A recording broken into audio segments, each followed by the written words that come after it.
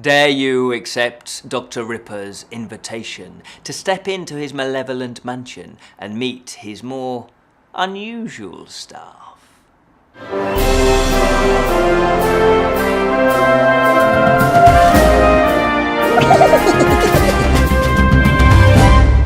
Hello and welcome to the Friday Fantasy Show from the Bottled Imp, exploring the realms of fantasy. My name is Ken Boyter, and today we're going to be, as I say, stepping in to Dr. Ripper's Malevolent Mansion by caricaturist and illustrator Rich Nairn. If that's how you pronounce his name. It is how you pronounce his name. This was released in 2017. Now, on the front it says here, this is a storybook for adults with a warped sense of humour. But just how warped and how adult? Well, first up, I'd like to just declare a disclaimer, because you probably recognise the name Rich Nairn if you're a regular viewer of the Bottled Imp, because he is a good friend of mine. We met on the set of Hugo when we were both extras, or supporting artists as we're meant to be called, and that was way back in 2010, and he was there sort of in the downtime doing some caricatures of us, and they were excellent, they were very, very good, and became good friends with him. And so over the years we've got to know him better and better and better, and when we needed somebody to illustrate our logo, the Bottled Imp, and draw the little Grockle Snook the Imp, who did we turn to? Who are you going to call? Rich Nairn. Of course, that's who you're going to call. And he also illustrated my fantasy epic storyverse book, the Legends of Grimous Ironblood. So, of course, am I going to be slightly biased? I'm not going to be biased, because I'm very good at sort of, what's the word? Disentangling the sort of person who's written something or made something to the actual me, giving a review of it. But I just wanted to put that out there first, because obviously then it's up to you whether you believe me or not. There you go. So what is the setup of his book? Well, all the stories, there's 13 stories, and they are all written in verse, and there's 13 stories. It all takes place in a place called Pity City. Very good. See what he's done there? And that's a grotesque, sort of dirty, down at heel type city. It's seedy, it's gothic, it's, strange and unusual things seem to happen there. And within this city there is a house, it's a mansion called Malevolent Mansion, or Malevolence Mansion, can't remember now. But it's, from the title, it's not going to be an ordinary, careful what I say there, an ordinary mansion. And it is owned by Dr. Ripper. And he seems, like an ordinary bloke who's sort of quite gothic and quite scary, but scary in a kind of calm, sort of measured way. Picture Christopher Lee in horror films, where he's kind of just that sort of scary, malevolent sort of gentleman that says, "Good evening, welcome. Why don't you come in for a second? Here, let my servant take your coat, and then we'll get ready for a bite to eat." It's that kind of bloke. Anyway, so there, as I say, it's a collection of 13 short stories, and they do, they are grim. I'm just going to put it now. They're grim in the sense of they have adult themes. It's very dark sense of humour, and it's kind of reminds me of Viz magazine, for those of you that live in the UK, and also Tales of the Crypt. It's kind of that mixture of sort of dark humour, dark storylines and dark themes and adult themes, but with a dark, warped sense of humour. And as you can imagine, each story does have their own theme. So there's 13 different themes, and they are kind of what I would call, I guess, cautionary tales or anti-fairy tales. They're cautionary tales, and so there's a lot of morality that runs through it. Because each story goes into different characters, and it's a story of how every single one of them ends up being the staff working for Dr. Ripper in his mansion, and they sort of 9 times out of 10 they do end up sort of a gruesome in a gruesome way. It's sort of like their fall from grace, if you like. So each story tells you about a different character and how they got to the state, the sort of morbid, sort of grotesque state of ending up working in the mansion. For example, we've got the tale of little Ben Sagging, killed by his own bragging. king. And that's the first story. And yes, he dies due to his big-headedness, basically, due to his arrogance. And he is the person that actually sells the mansion to Dr. Ripper. That's sort of, it sets the scene. And it says that this mansion was already kind of haunted, and therefore he found it really difficult to sell the mansion. And I don't want to give away exactly what happens to him, but he manages to sell it to Dr. Ripper.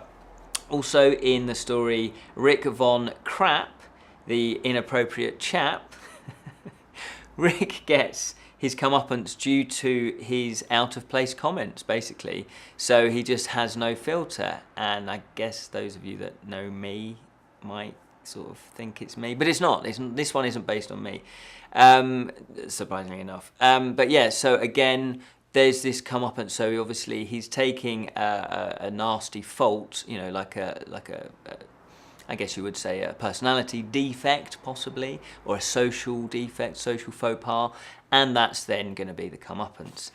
And also in the murderous urges of Mad Kenny Dream, who has method acting that's rather extreme. This is getting a bit too close for comfort. Kenny is a character that's obsessed with ambition and needs to succeed, and that leads him down a very dark path.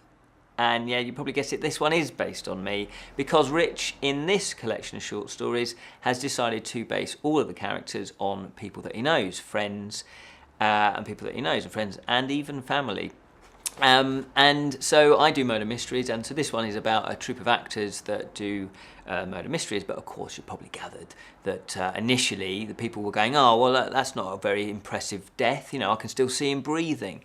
So Kenny, in this situation, decides to actually kill the actors off and starts looking more and more realistic, the murders, so it leads him down a very dark path. And yeah, so it's quite flattering, but I guess he's a very brave man, Rich, because he also did a story of his wife as well, called The Scary Tale of Mei-Ling Chu. If she's hungry, she will eat you. So it's not exactly flattering, and the theme is all about being angry and because you're hungry. So what's that called? Hangry. When you're hangry, you're angry because you're hungry. So there's lots of good different themes that run through there. And what else was I going to say? Oh yes, basically the previous book we did do. He's written one before that we did a review of that, and that's Dr. Ripper's Fabricated Freaks, and that was based when Rich used to work at sort of like I think it was a theme world, and I better not give it too much away where it was, because I don't know if he tells people that. But he sort of he hints about it in the opening of this book, and it was based on people that again he used to work with, and that kind of just amused him. And then he put it to one side for years, and then I guess he did say to me, I mean, he said because he illustrated my verse book, which is more family orientated, there's none of this sort of adult humour in it. He got really inspired by that, so that kind of was the kick up the bum that he needed to then actually illustrate his books. So now he's actually started doing it. So this, and because of course that was all, he had all the verses written out then, he just needed to simply illustrate it. He's now moved on to, now it's probably about 4 or 5 years, maybe longer, since he wrote the first one initially to now. And so obviously in the first one he was saying that there's a different kind of feel to it and a different kind of style. I didn't really notice that, because it is both, as I say, it's got that Tales from the Crypt sense of humour, so it's horror, but there's a twist, there's a macabre sense of humour in there. It's very warped, it is very, you know, it's very base humour, but it's done in a kind of sophisticated way and a witty way. It's got a certain charm and wit. I'm not necessarily going to say kind of put it in the same category as Oscar Wilde, but it's kind of got that feel to it where, Rich is an intelligent guy. He's not just some thug who's kind of just, doing fart gags and I don't know, willy jokes. They are in there, but it's done in a very kind of sophisticated way. And so it's that mixture, it's that sort of dark, grim humour mixed with gothic dark tales. So you've got the, and that does go hand in hand very well. Obviously all the illustrations are by himself. He's a professional caricaturist. He goes under the name of the Artful Doodler. So if you want to check out his website, you can do so. Just search for The Artful Doodler and you'll find much more of his stuff. He also gets hired out for weddings as well, but he doesn't do this sort of dark humour. Imagine that doing. But yeah, so all the illustrations are by him, and they are really good. They're very expressive. They capture the tone, the feel of each story, and they're very humorous. And what I like about Rich's illustrations, as well as the main illustrations that he does, but he puts like little things in the background that make you laugh as well. So a little bit like Wallace and Gromit in that. If you watch Wallace and Gromit films, you'll see like little things in the background that, you know, are kind of in jokes, or they're reference jokes that you should get.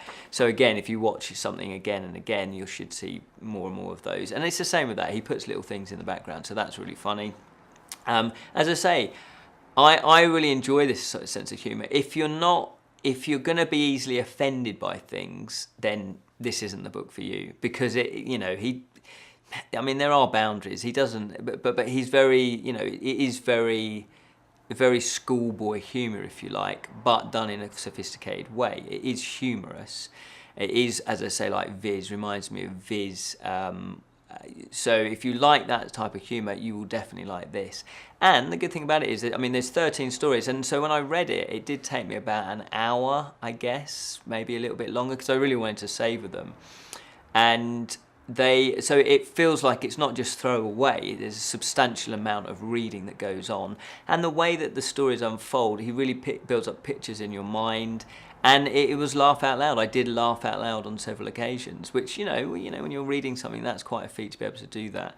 So I can thoroughly recommend Dr. Ripper's Malevolent Mansion. There we are, Dr. Ripper's Malevolent. I knew I'd be able to. I messed that up at one point. Malevolent. I can't say it now. Malevolent Mansion. There you go. I just want to. Malevolent. That's it. Yay! One of us can speak. I just want to read this out. It says on the back, "Welcome, ladies and gentlemen, as Dr. Jacob." Oh, I didn't know his surname. His first name. Dr. Jacob Ripper invites you to come visit his charming home. Charming in that special way that involves blood-curdling noises, psychopathic staff, and putrid stench of death and decay. Because most of the stories involve people dying, basically. So yes, not charming at all, in fact. Oh well, never mind that all charm nonsense. Pop inside and spend more time at Malevolent's Mansion. So there you go. So that's just a little flavour of the type of humour it is. Thank you so much for watching. Remember, we do have loads of other reviews. We've got over 350 videos there now, I think, on the YouTube channel. So check those out. We've got lots of playlists. Binge watch them. Don't go to work. Don't go to work. Get sacked from work. Watch our YouTube channel. But don't blame us for that, though. Don't blame that. Anyway, until the next time, remember to keep it unreal, especially